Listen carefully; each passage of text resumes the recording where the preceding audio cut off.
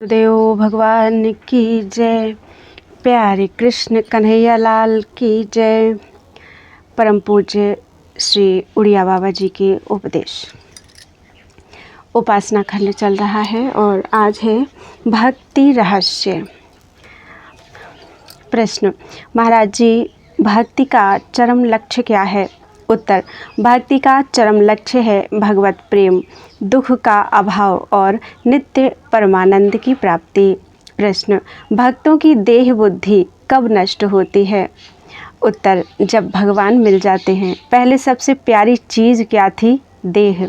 अब हो गए भगवान, इसलिए देह बुद्धि नष्ट हो गई। प्रश्न, भगवान में अनुराग कैसे हो? उत्तर, निरंतर चिंतन से। यदि तुम्हारा चित्त निरंतर भगवान श्री कृष्ण की ओर आकर्षित होता है तो तुम निरंतर उन्हीं का चिंतन करो। ऐसा करते करते अनुराग की उत्पत्ति होगी और संसार बंधन छूट जाएगा। प्रश्न, भगवान की कृपा तो सभी पर समान है, फिर उसके लिए किसी प्रकार की याचना करने की क्या आवश्यकता है? और मनुष्यों की परिस्थिति में भी अंतर क्यों है? उत्तर, भगवान या महात्मा की कृपा सामान्यतः तो सभी पर समान है, परंतु भक्त की सेवा से जो उन्हें एक प्रकार का संतोष होता है वही विशेषतया कल्याण का हेतु होता है। इसी से मनुष्यों की परिस्थिति में भी अंतर है। उस भगवत प्रसाद या महात्मा की प्रसन्नता के दो कारण हैं, या तो भक्तिपूर्वक उनकी सेवा की जाए या उनकी आज्ञा का पूर्णतया पालन करें। प्रश्न, प्यारे श्री कृष्ण के दर्शन किस उपाय से हो सकते हैं? उत्तर, संसार दुख रूप प्रतीत होने से मनुष्य भगवत भक्तों की शरण में जाता है। भगवत भक्तों में प्रेम होने से भगवान में स्वाभाविक प्रेम हो जाता है। इस प्रकार भगवान और भक्तों की कृपा ही श्री कृष्ण दर्शन का मुख्य साधन है। प्रश्न, गोपिकाओं की भांति भगवान में अनन्य प्रेम होने के लिए क्या करना चाहिए? उत्तर, एक इष्ट देव के सिवा अपना कोई इष्ट ना रहे, ऐसी अनन्यता होनी चाहिए। अनन्य प्रेम की प्राप्ति के लिए पहले तो वल्लभ कुल वालों की भांति मूर्ति की बाह्य सेवा पूजा करें। उसके पश्चात मानसिक पूजा सेवा करनी चाहिए, क्योंकि केवल बाह्य पूजा से प्रेम की प्राप्ति नहीं हो सकती। बाह्य पूजा से मानसिक पूजा श्रेष्ठ है। स्थिर आसन से इष्ट देव का चिंतन करते हुए जप करना चाहिए। केवल बाह्य जप में लगे रहने से ध्यान तथा विशेष आनंद का अनुभव नहीं होता। इससे बहुत काल में लाभ होता है। इसलिए जप के साथ ध्यान, मानसिक पूजा और दैवी संपत्ति के गुण धारण करना तथा अवगुणों को छोड़ना अत्यंत आवश्यक है। प्रश्न, श्री सुखदेव जी की भांति तीव्र वैराग्य होने के लिए क्या करना चाहिए? उत्तर, निष्काम भगवत प्रेम या ध्यान ही तीव्र वैराग्य का साधन है। बिना प्रेम के जो बाह्य त्याग करते हैं वह विशेष मूल्यवान नहीं है, उसमें धोखा हो सकता है। प्रश्न, क्या सविशेष उपासना निर्विशेष उपासना का साधन है? उत्तर, भगवान के सोपाधिक और निरुपाधिक दोनों ही रूप स्वयं प्रकाश हैं। सविशेष उपासना निर्विशेष उपासना का साधन है, यह विचार ठीक नहीं। प्रेमी भगवान के सविशेष निर्विशेष किसी भी रूप से प्रेम करे, वह भगवान से ही प्रेम करता है। भगवान के इन रूपों में किसी प्रकार का तारतम्य मानना ठीक नहीं। हाँ, भगवान के शुद्ध स्वरूप को समझने के लिए यदि ऐसा भेद किया जाए तो कोई आपत्ति नहीं, परंतु यह सिद्धांत नहीं है। भगवान का सगुण रूप भी वस्तुतः निर्गुण ही है, क्योंकि भगवान तो भक्तानुग्रह विग्रह हैं। भक्तों को आनंदित करने के लिए उनकी भावना के अनुसार वे भिन्न भिन्न रूपों में भासते हैं, पर वस्तुतः तो वे सच्चिदानंद स्वरूप ही हैं। श्री गोसाई जी महाराज जी कहते हैं, निर्गुण ब्रह्म सगुण भय कैसे, जल हिम उपल विलग नहीं जैसे। प्रश्न, जितने भी महापुरुष हैं या हुए हैं उनकी निंदा क्यों होती है? उत्तर, भगवान की दो शक्तियाँ हैं, माया और भक्ति। जहाँ माया है वहाँ भक्ति नहीं रहती और जहाँ भक्ति है वहाँ माया नहीं रहती। माया शक्ति भक्तों के हृदय में तो आ नहीं सकती, वह दुष्ट के हृदय में बस जाती है, इसी से वे भक्तों की निंदा किया करते हैं। प्रश्न, श्री कृष्ण भगवान में प्रेम होने की जोरदार बातें सुनाने की कृपा कीजिए। उत्तर, हमारे पास तो वैसी बातें नहीं हैं, परंतु भागवत में श्री कृष्ण प्रेम के संबंध में बहुत जोरदार बातें कही हैं, उनको देखना चाहिए। एवं रामायण में कहा है, सोई सेवक प्रियतम मम सोई, मम अनुशासन मानई जोई। प्रश्न, भगवान मनुष्य को भगवान की इच्छा पर निर्भर रहना चाहिए या पुरुषार्थ पर? उत्तर, भगवान की आज्ञा पालन करते हुए पुरुषार्थ करने में तत्पर रहना एवं फल में उनकी इच्छा पर निर्भर रहना चाहिए, क्योंकि पुरुषार्थ तीव्र करने से भगवत कृपा से सब कुछ हो सकता है। पुरुषार्थ करते हुए भी सिद्धि असिद्धि में भगवान की इच्छा की प्रधानता समझनी चाहिए, यही भक्तों की मान्यता है। भगवान की इच्छा मानकर पुरुषार्थ किसी भी काल में ना छोड़ें। प्रश्न, भजन किसे कहते हैं, अर्थात भजन का स्वरूप क्या है? उत्तर, अंतःकरण की वृत्ति का भगवदाकार हो जाना ही भजन है। भजन का दूसरा अर्थ सेवा है। सेव्य को पूर्ण सुख पहुंचाना, उन्हीं के सुख से अपने को परमानंद होना, यह भी उनकी इच्छा के लिए नहीं, अपने ही आनंद के लिए, क्योंकि महापुरुषों को सेवा कराने की आवश्यकता नहीं होती।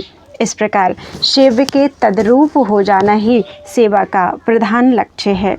प्रश्न, भजन क्यों करना चाहिए?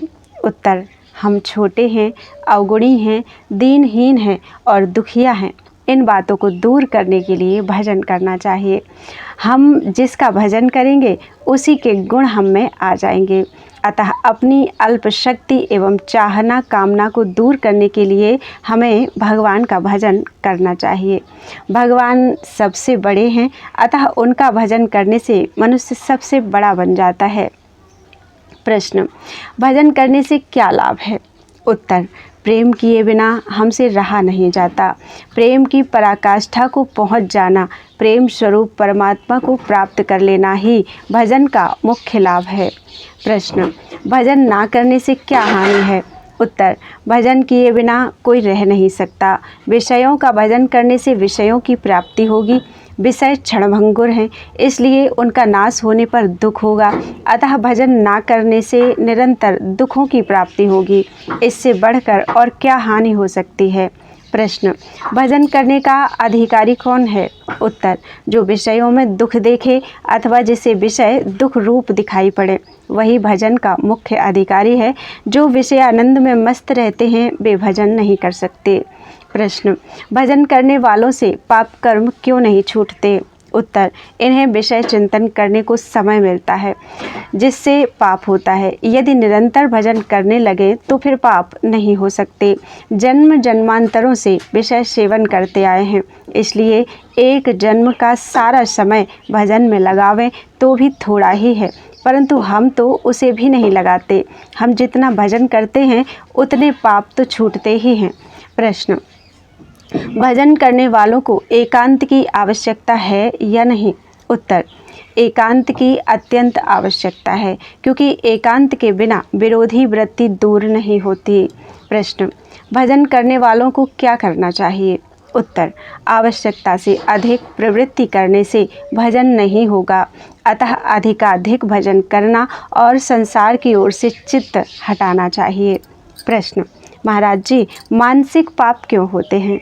उत्तर, पूर्व संस्कारों से। प्रश्न, यदि कोई मानसिक पाप हो जाए तो उसका क्या प्रायश्चित है? उत्तर, सच्चे मन से पश्चाताप करे और भगवान नाम जपे।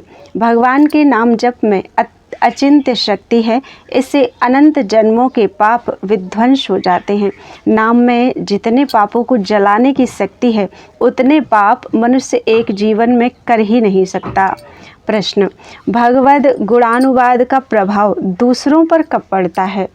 उत्तर, जब गुणानुवाद करते हुए रोमांच हो जाए और नेत्रों से जल बहने लगे। प्रश्न, भक्ति में मुख्य विघ्न क्या हैं?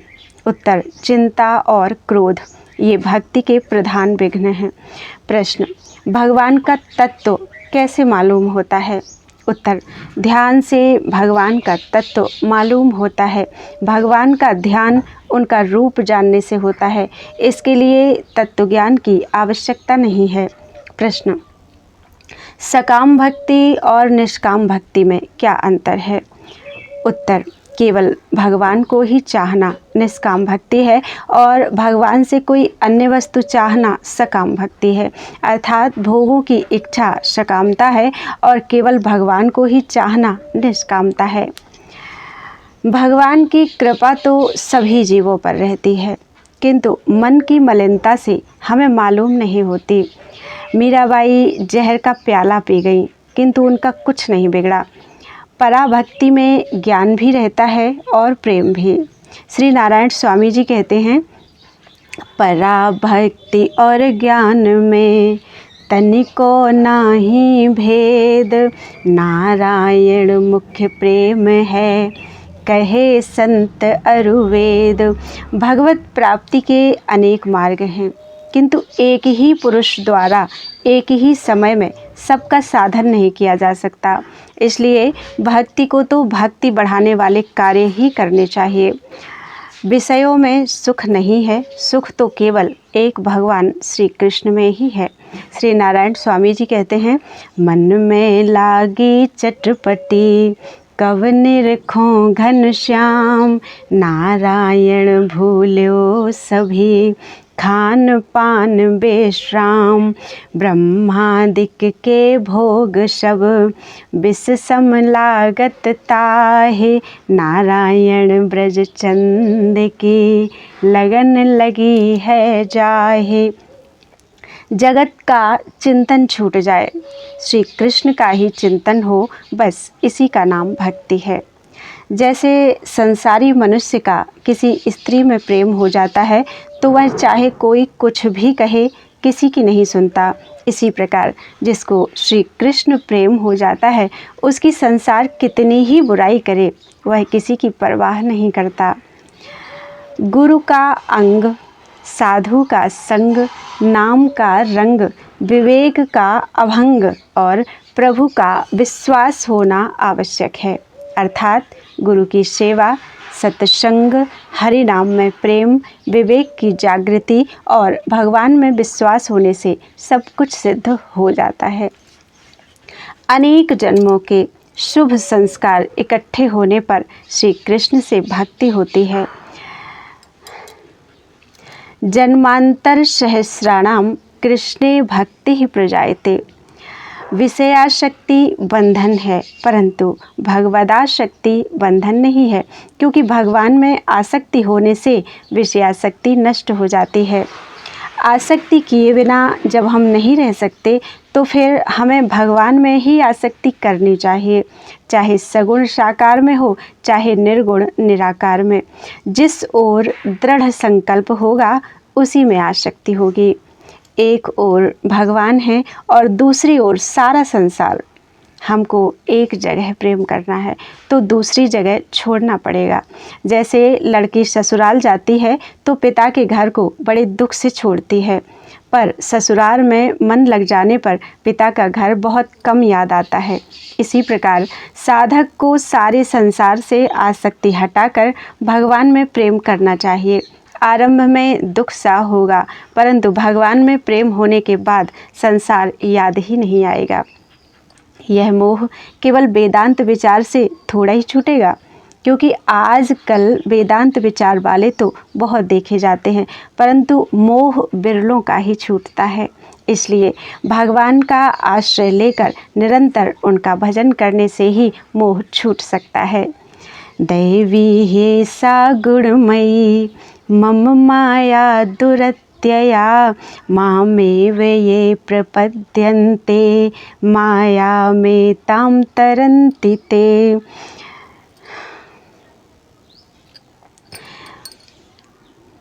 भगवान के सगुण रूप में प्रेम होने के 4 उपाय हैं। नंबर 1, भगवान के नाम का जप। नंबर 2, उनके गुणों का बारंबार कहना सुनना। नंबर 3, उनके स्वरूप का ध्यान। और नंबर 4, उनके भक्तों का संग। ये सब बातें महाभागवत अम्बरीश जी की जीवनचर्या में बताई गई हैं। स वै मनः कृष्ण पदारविंदयोर वचांसि वैकुंठ गुणानुवर्तने करौ हरेर मंदिरम मार्जनादिपु श्रुतिम चकार अच्युत सत्कथोदये। भागवत का श्लोक है। अर्थात उस अम्बरीश ने अपने चित्त को भगवान श्री कृष्ण के चरणारविंदों में, वाणी को भगवान के गुणों के वर्णन में, हाथों को श्रीहरि के मंदिरों को साफ करने में और कानों को उनकी मनोहर कथाओं के श्रवण में लगा दिया था। लोग निष्कामता को बहुत महत्व देते हैं, परंतु भक्ति पक्ष में तो अच्युत भावहीन निष्कामता भी व्यर्थ है।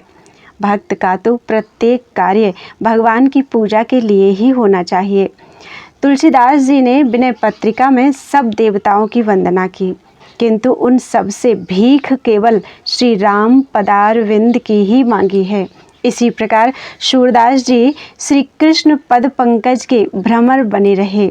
अतएव साधक को भगवान के किसी एक रूप में ही मन लगाने की चेष्टा करनी चाहिए। किंतु आजकल तो लोग कभी साकार की उपासना करते हैं तो कभी निराकार की, कभी वेदांती बनकर योग वासिष्ठ विचारते हैं तो कभी उपदेशक बनकर ब्रह्म का उपदेश देते हैं। इसलिए उन्हें शीघ्र सिद्धि भी नहीं मिलती।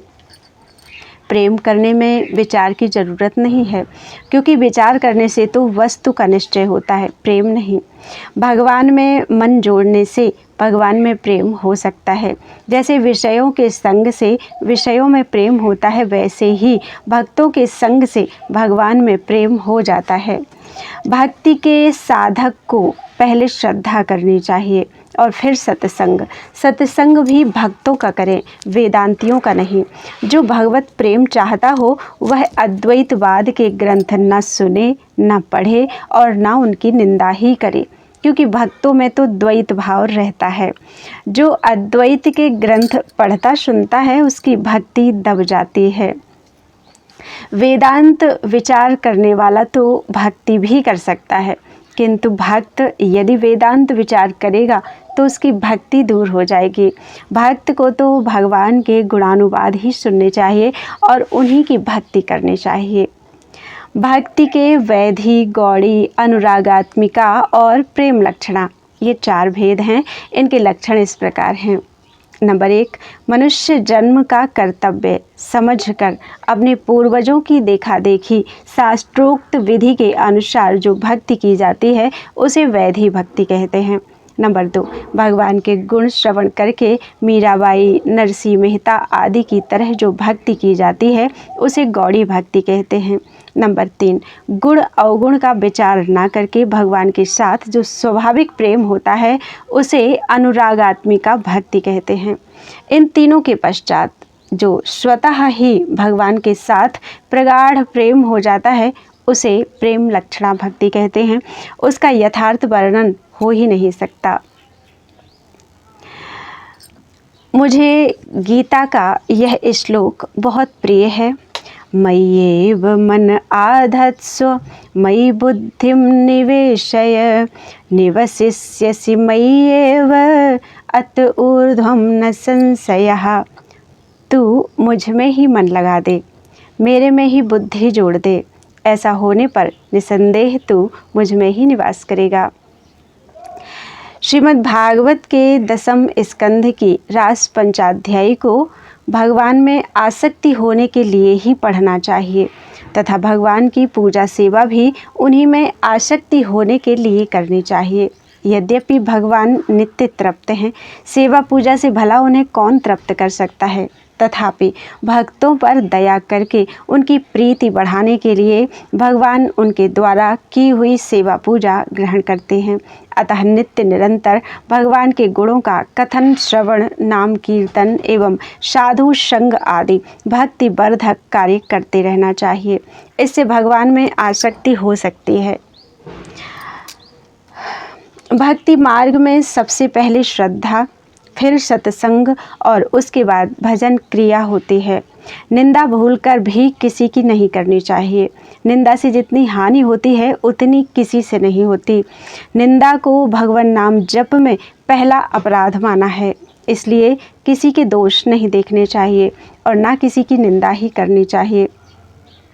भगवान तो भावग्राही हैं, वे विश्वास के अधीन हैं तथा चालाकी और तर्क से दूर रहते हैं। सच्चे रोने से काम चलता है। जो सच्चे हृदय से रोवेगा उसे भगवान अवश्य मिलेंगे। नकल से भगवान बहुत अप्रसन्न होते हैं।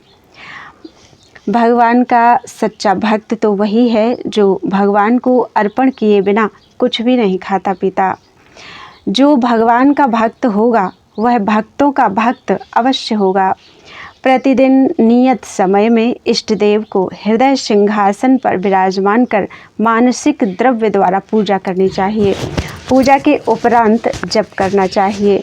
नाम जप से संपूर्ण पापों का क्षय एवं संपूर्ण कामनाएं पूर्ण हो जाती हैं। अन्य चिंताएं त्याग कर यथासाध्य नाम जप करना ही मंगल है। साधक के लिए नाम जप, सद्ग्रंथ पाठ, पवित्रता और नियम निष्ठा भक्ति पथ में सहायक है। संपूर्ण नदियों का जल गंगा जी में मिलकर गंगा रूप हो जाता है। इसी प्रकार भगवान को निवेदन करने से संपूर्ण पदार्थ पवित्र हो जाते हैं। भक्ति मार्ग ज्ञान मार्ग की अपेक्षा सरल और सुमधुर है, किंतु श्रद्धाहीन तर्कवादी के लिए वह दुर्लभ है। भक्त के लिए संसार नित्य है या अनित्य यह विचार करना आवश्यक नहीं है। उसे तो जो कुछ दिखलाई देता है वह लीलामय पुरुषोत्तम का लीला स्थान है। भक्त के लिए नाम स्मरण तथा ध्येय मूर्ति को प्रेम के साथ देखना ही मुख्य साधन है। देखने का अभ्यास जितना अधिक होगा चित्त की चंचलता उतनी कम होगी। भजन में 4 विघ्न हैं: लय, विक्षेप, कषाय और रसास्वाद। लय अर्थात ध्यान के आरंभ में निद्रा तंद्रा से ध्येय भूल जाना ही लय है। विक्षेप ध्यान के समय अगली पिछली बातें याद करना विक्षेप है। कषाय ध्यान के समय राग द्वेष का सूक्ष्म संस्कार चित्त में रहने से शून्य हो जाना कषाय है। रसास्वाद स्वल्प आनंद में ही अपने को कृत्य मान लेना रसास्वाद है। भक्त निरंतर अभ्यास के बल से राग द्वेष रहित होकर विधि निषेध रूप भव सागर को पार कर जाता है।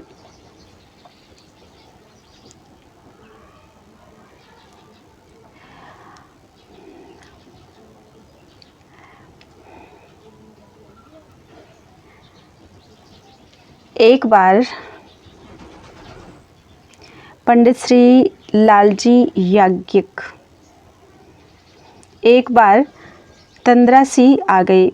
उसी अवस्था में मैंने देखा कि 2 विरक्त परमहंस पधारे हैं। उनसे मेरा प्रश्न उत्तर होने लगा। वे मेरे प्रत्येक प्रश्न का बड़ा ही समाधान कारक उत्तर देते थे। अंत में उन्होंने मुझे 2 श्लोक याद रखने को कहा। नेति नेतीति नेतीति शेषितं यत्पर पदम निराकर्तुम् अशक्यत्वात् तदस्मीति सुखी भव जड़तां वर्जयित्वैतां शिलाया हृदयं च यत् अमनस्कं महाबाहो तन्मयो भव सर्वदा।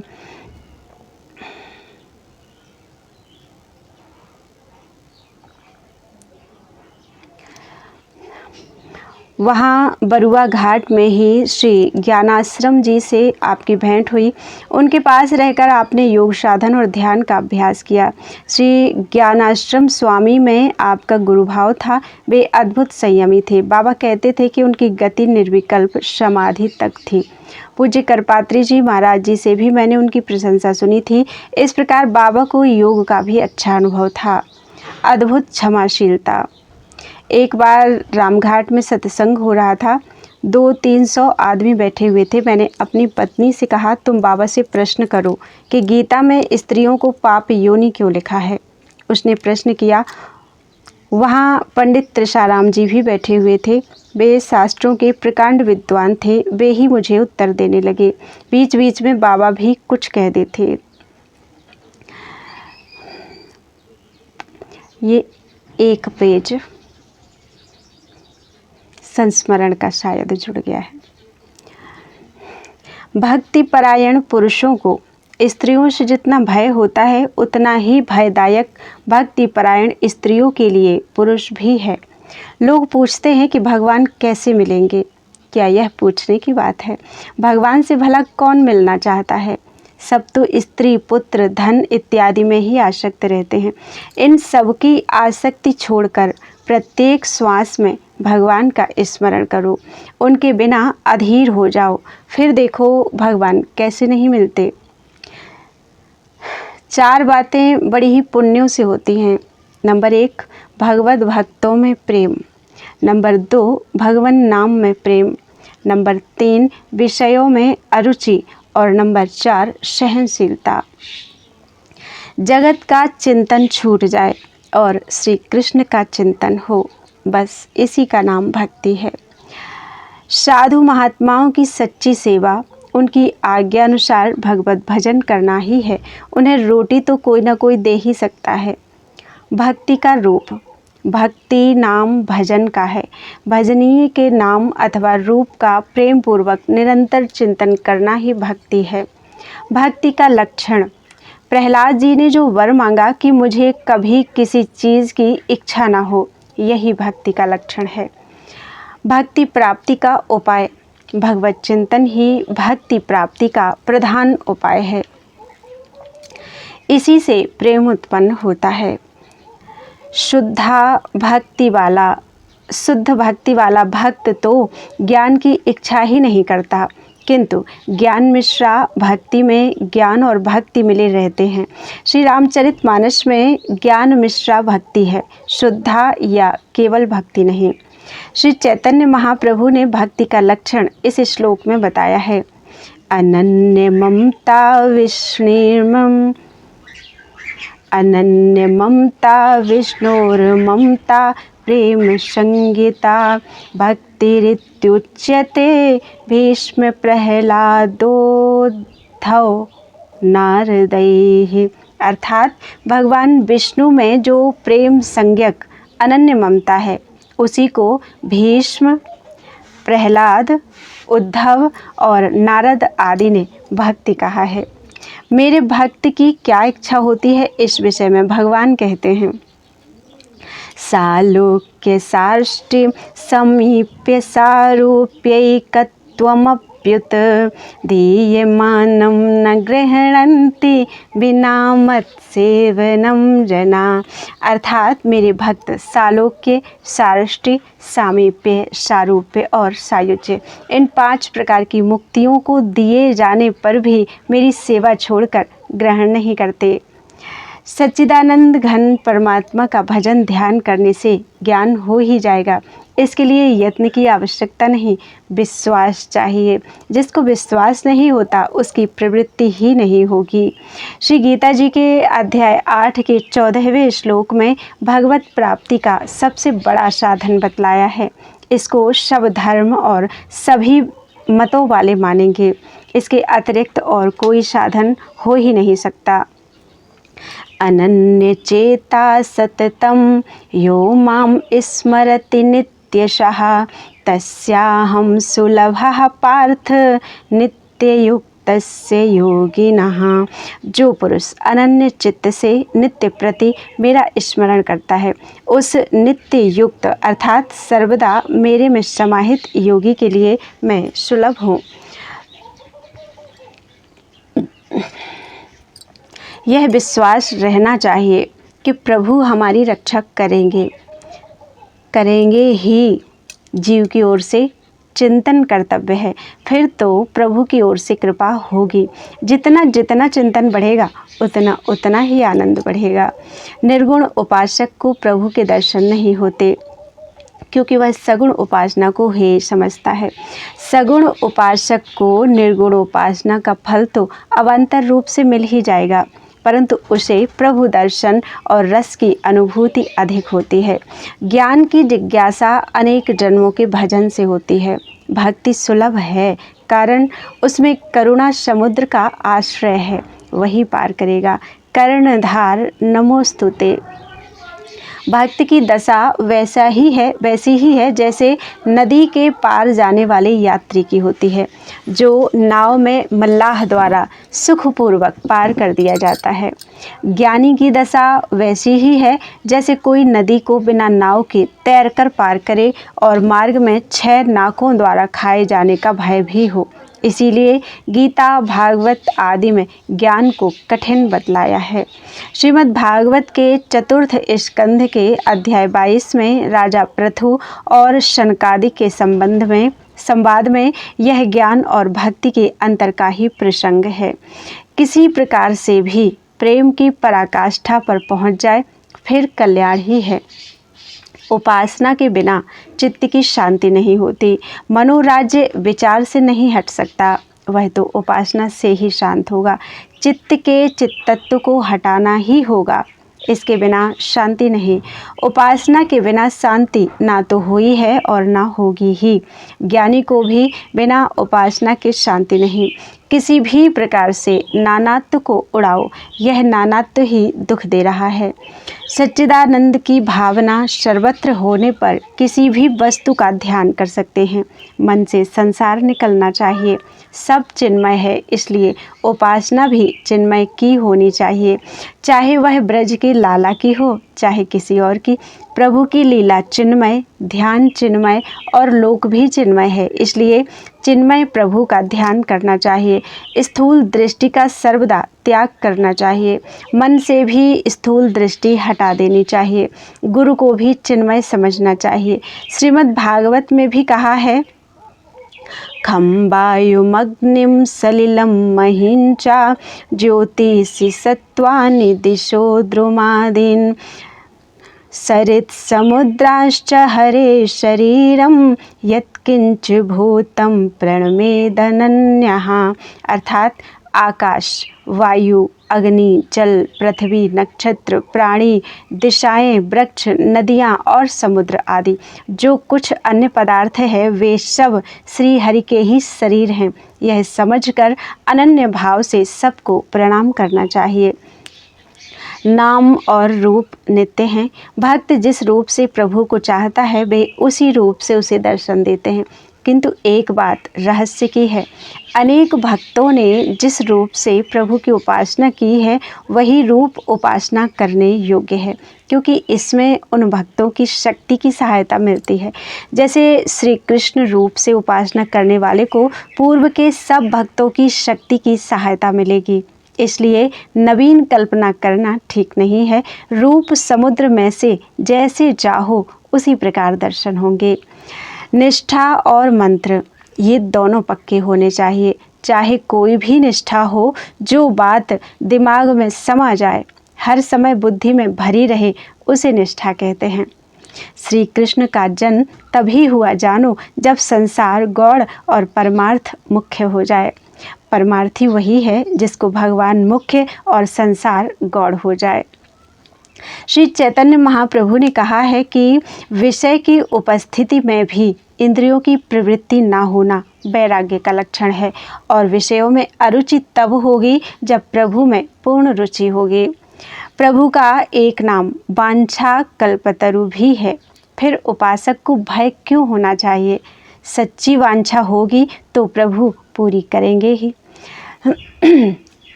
स्नेह में स्मरण बना रहना चाहिए, भगवान का पूरा आश्रय रहना चाहिए, पूरा आश्रय रहे।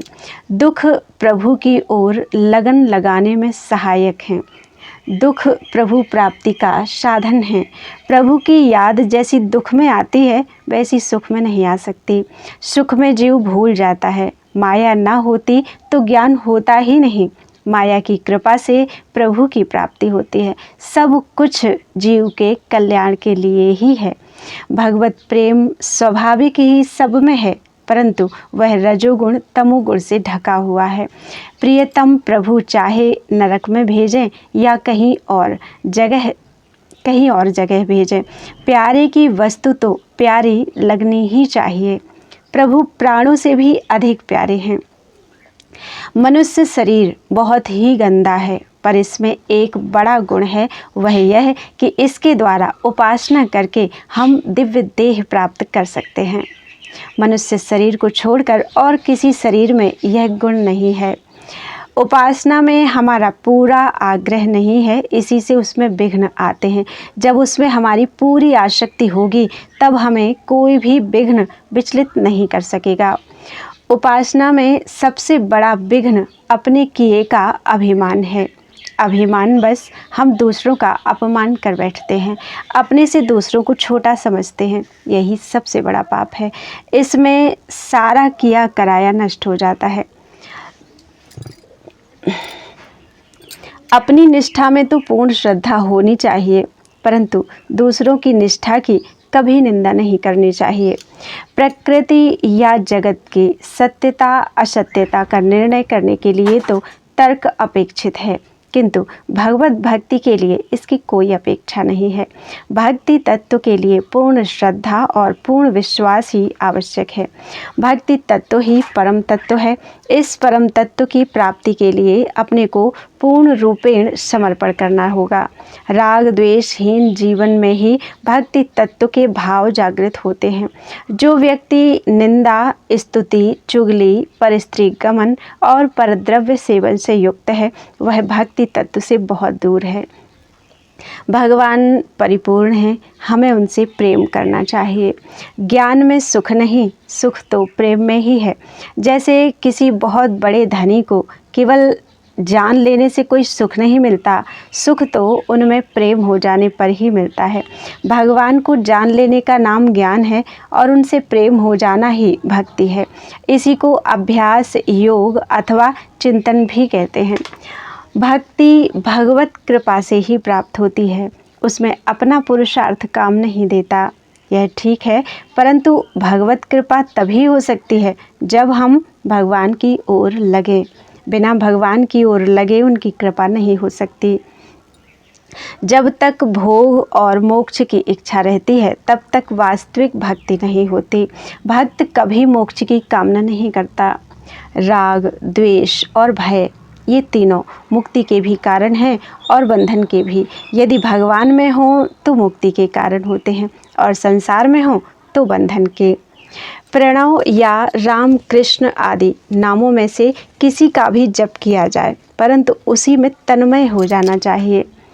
स्तुति और निंदा दोनों ही उपासना है, किंतु स्तुति में उपासना की दृष्टि उपास्य के गुणों पर रहती है, इसलिए वह गुणों को ग्रहण करता है, और निंदा में अवगुणों पर, इसलिए वह अवगुण ही ग्रहण करेगा। इन चारों को एक सा समझो। माला, मंत्र, गुरु और इष्ट देव, यदि इनमें एक भी छूट जाए तो उपासक व्यभिचारी हो जाता है। माला को प्राणों से भी प्यारी समझो। माला भगवत स्वरूप है। जिस पुस्तक से हम नित्य पाठ करते हैं तथा जिस माला से हम नित्य जप करते हैं, उसमें एक प्रकार की शक्ति पैदा हो जाती है। पहले लोग माला और पुस्तक को बड़ी अच्छी तरह रखते थे, आजकल तो जल्दी जल्दी बदलते रहते हैं। फिर प्रेम प्राप्ति कहाँ से हो? हमारे घर में शक्ति पल्लव नाम की एक पुस्तक बहुत प्राचीन थी। मैंने एक बंगाली से उसकी माला मांगी तो वह बोला, महाराज जी, यह तो हमें प्राणों से भी अधिक प्यारी है। हम इसे किसी को नहीं देते। एक माला को हमारे दादा परदादा भी जपते थे। वह जब बहुत पुरानी हो गई थी तब बिल्कुल घिस जाने पर हमने उसे गंगा जी में बहाया था। स्वामी बंगाली बाबा भी जिस समय अपनी पंच भौतिक शरीर त्यागने लगे तो उन्होंने श्री शास्त्रानंद जी से कहा था कि मेरी छाती से मेरी गीता बांधकर मुझे गंगा जी में बहाना। ऐसा ही किया गया। जो विषयों का प्रेमी होगा वह श्री कृष्ण का प्रेमी नहीं हो सकता, और जो श्री कृष्ण का प्रेमी होगा वह विषयों का प्रेमी नहीं हो सकता। विश्वास करो, विश्वास से ही सब कुछ होता है, बिना विश्वास तो कुछ भी नहीं हो सकता। ये 4 बातें बड़े ही पुण्य से प्राप्त होती हैं। नंबर 1, भगवत भक्तों में प्रेम होना। दूसरा, भगवान नाम में प्रेम होना। तीसरा, भगवत विग्रह में प्रेम होना। और चौथा, भगवत प्रसाद में प्रेम होना। भक्त को ज्ञान या कर्म के झंझट में पड़ने की क्या आवश्यकता है? वह तो भक्ति की पक्की सड़क पर दौड़ता चला जाए, कच्ची सड़क पर क्यों भटके। बस भगवान का नाम लेते हुए इस पक्की सड़क पर दौड़ते चले जाओ। मर जाए किंतु प्यारे को छोड़ना ना चाहे, इसी का नाम भक्ति है। जिस प्रकार बछड़ा प्राण निकलने पर भी गाय का पीछा नहीं छोड़ता, उसी प्रकार भक्त भी भगवान को नहीं छोड़ सकता। उपासना से जो चाहो वही हो सकता है। ऐसी कोई बात नहीं जो उपासना से ना हो सके। भगवान का भजन तो बहुत लोग करते हैं, परंतु सबको उनका दर्शन नहीं होता। इसका कारण यही है कि वे भगवान में गोता नहीं लगाते। देखो, ध्रुव जी ने गोता लगाया तो 6 महीने में ही उन्हें भगवान के दर्शन हो गए। जहाँ मिट्टी खोदोगे वहीं पानी निकलेगा। यह बात दूसरी है कि कहीं देर से निकले और कहीं जल्दी निकल आवे, किंतु निकलेगा अवश्य। इसी प्रकार जहाँ भी अनुराग होगा वहीं भगवान प्रकट हो जाएंगे। यदि तुम बबूल के पेड़ में भी ध्यान करोगे तो वहाँ भी प्रकट हो जाएंगे।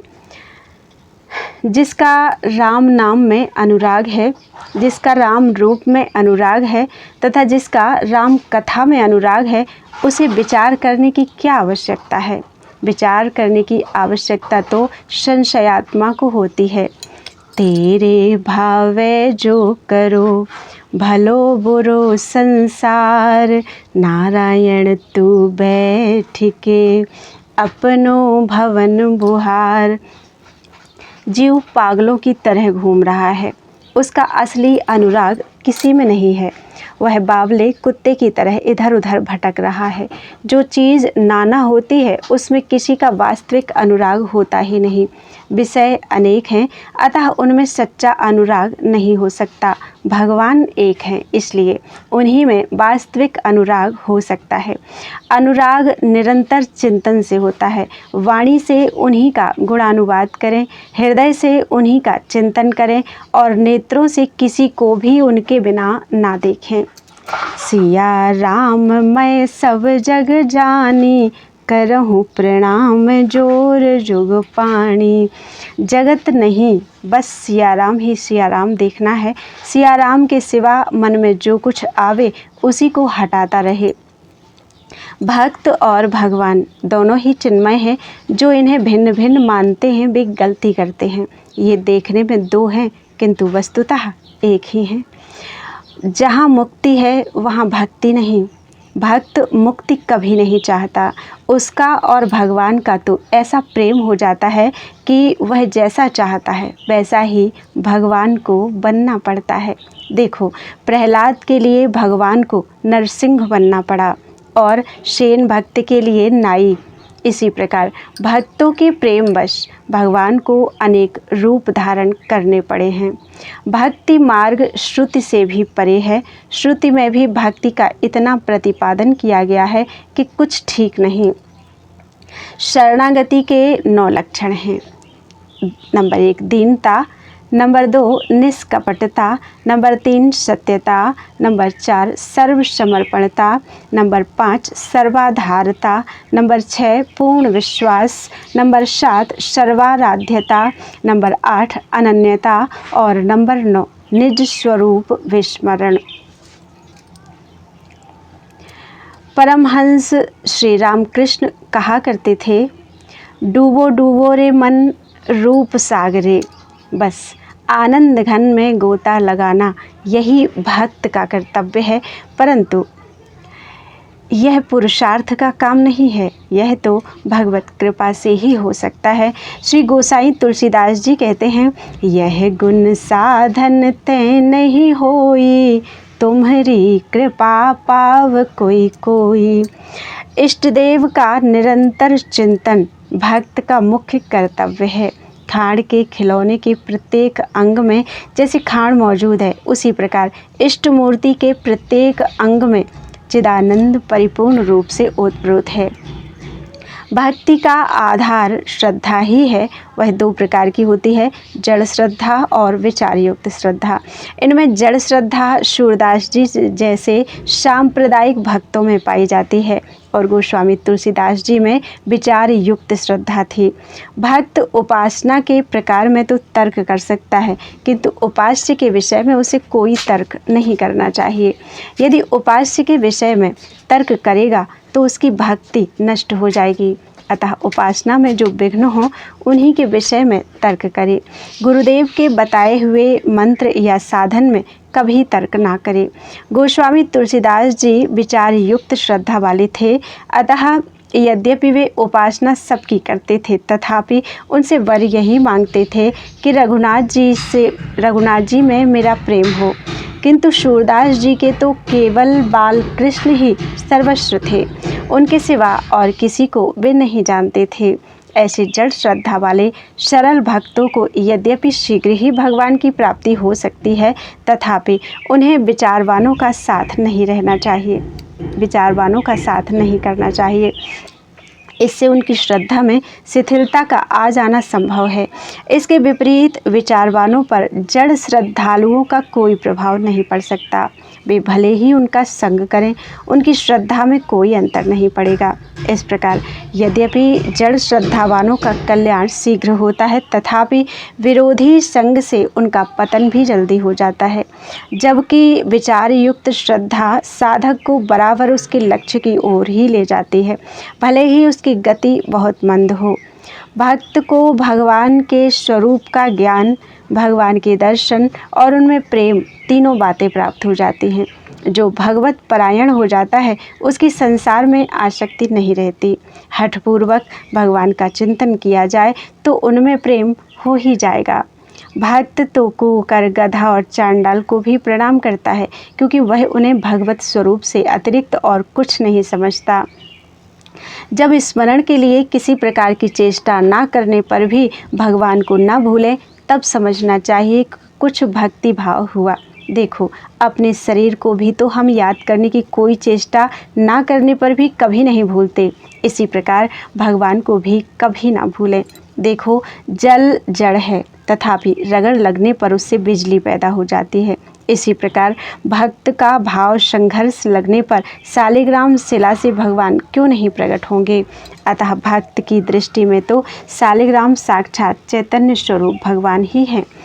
जिसकी शुद्धा भक्ति होती है वे भगवान को सर्वव्यापक रूप में नहीं देखना चाहते, वे तो उन्हें अपने इष्ट देव रूप में देखना और पाना चाहते हैं।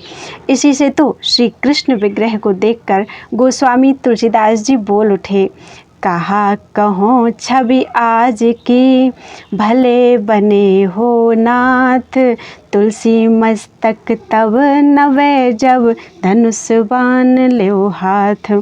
जिसकी शुद्धा भक्ति होती है वह निरंतर अपने प्रियतम का नाम जपता है, उसकी लीला और गुणों का गान करता है, उनकी रूप माधुरी का चिंतन करता है तथा उनके धाम में ही निवास करता है। ऐसा करने से उसका भाव बढ़ता जाता है और भाव ही प्रेम है। यदि भक्त के सामने कोई उसके इष्ट की निंदा करे तो उसे सहन करना चाहिए। नीति तो सहन करने के लिए नहीं कहती, किंतु भक्त को तो क्रोध करना या बदला लेने की भावना का पोषण करना उचित नहीं। अतः उसे तो सब कुछ सहन करते हुए भगवान से प्रार्थना करनी चाहिए कि वे निंदक की बुद्धि शुद्ध करें।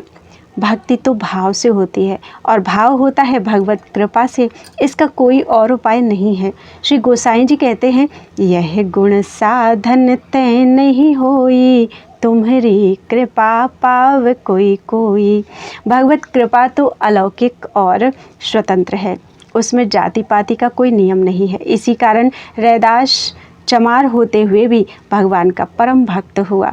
भाव दृष्टि से वह नीचा नहीं है, जिस पर भगवत कृपा हो वह भला नीचा कैसे रहेगा। हाँ, कर्म कांड की दृष्टि से वह अवश्य नीचा है, किंतु कर्म कांड में आना भक्ति से तो गिरना ही है।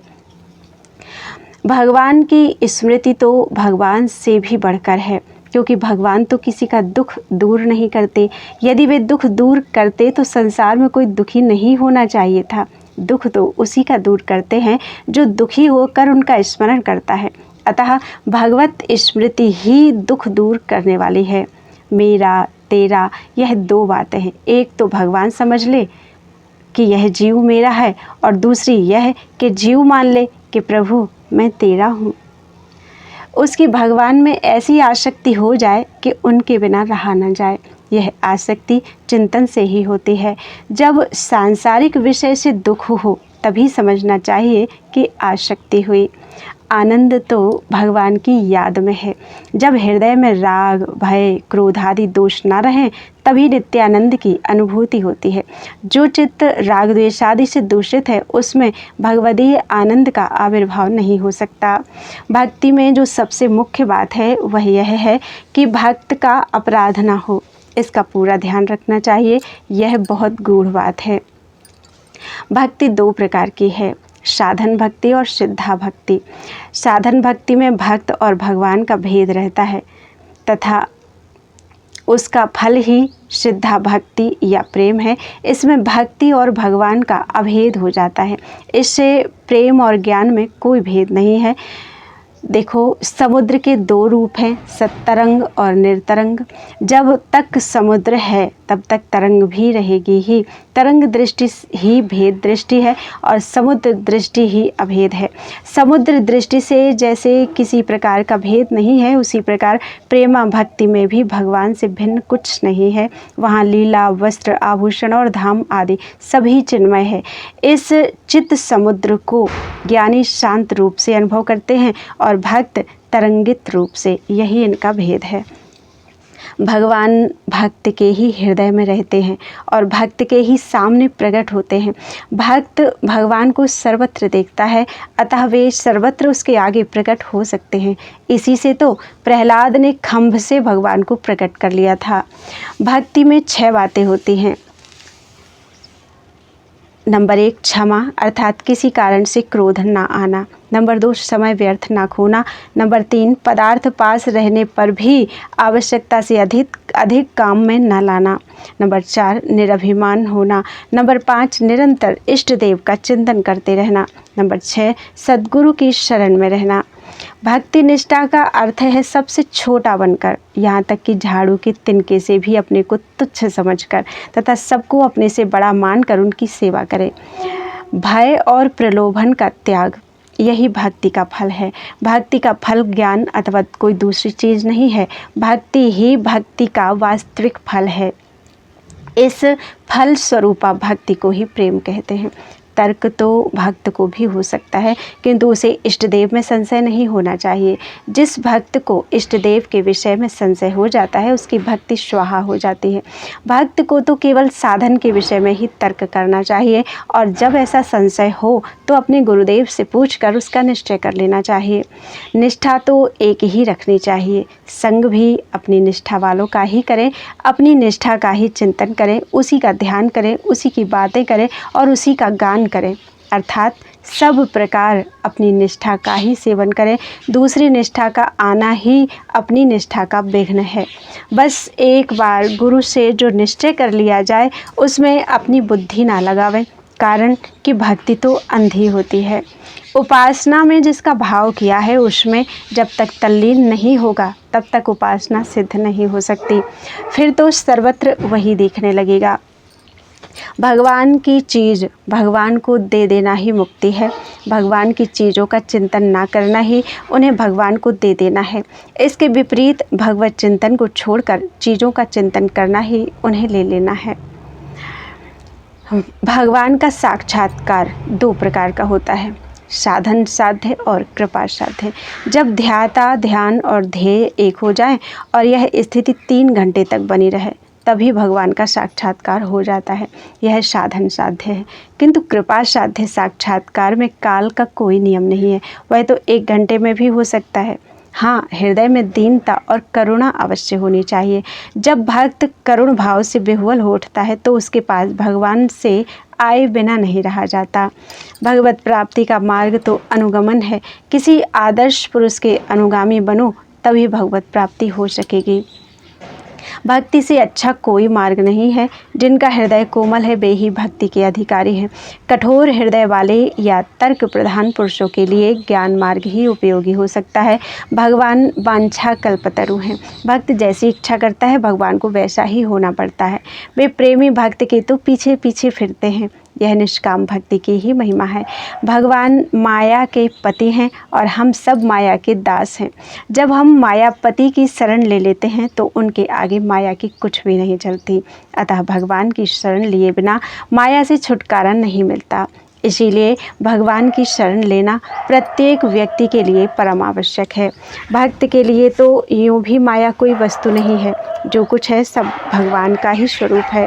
भय और प्रलोभन, इन 2 दोषों का त्याग हो जाना है भक्ति का प्रधान फल है। भय में भी मुख्यतया जो अपनी मृत्यु के भय से छूट जाता है वह संपूर्ण संसार से निर्भय हो जाता है। प्रलोभनों में मुख्य कर्म फल का लोभ है। इस लोभ से छूट जाने पर ही भक्त का भगवान में सच्चा अनुराग हो सकता है और ऐसा होने पर ही स्वार्थ से छुटकारा मिलता है। भगवान में भक्ति होने से ये सब गुण स्वभाव से ही आ जाते हैं। अहिंसा, सत्य, अस्तेय, ब्रह्मचर्य, अपैशुन अर्थात चुगली ना करना, लज्जा, अमानिता, शौच, संतोष, तितिक्षा, निष्कपटता, सत्संग, प्रेम, सेवा, यज्ञ, तप, स्वाध्याय, शमदम, विनय, आर्जव अर्थात सरलता, दया, श्रद्धा, विवेक, वैराग्य, एकांत सेवन, अपरिग्रह, समाधान, शंका रहित हो जाना, उपरति, क्षमा, धैर्य, अद्रोह, अभय, निरहंकारता और शांति। संसार की किसी एक वस्तु में भी भगवत भाव से प्रेम करे तो भगवान की ही प्राप्ति होती है, क्योंकि वास्तव में भगवान से भिन्न और कुछ नहीं है। इस प्रकार जब भगवत भाव से एक में प्रेम हो जाता है तो चित्त और सब ओर से हट जाता है। इसी को वैराग्य भी कहते हैं। बोलो वृंदावन बिहारी लाल की जय।